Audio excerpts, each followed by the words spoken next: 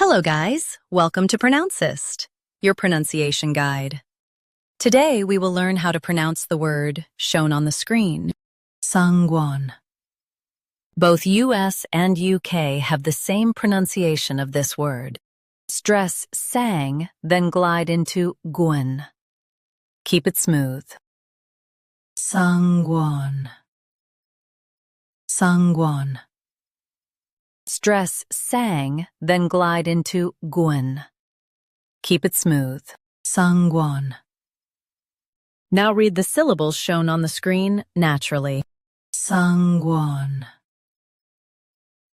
Stress sang, then glide into guin. Keep it smooth. Sanguine.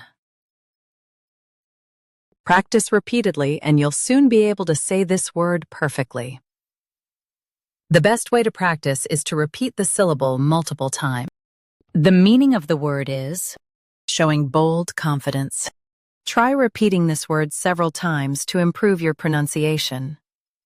We post daily videos on useful and commonly mispronounced words to help you speak clearly and confidently. Like this video and subscribe to Pronouncist for more pronunciation guides. Thanks for watching us.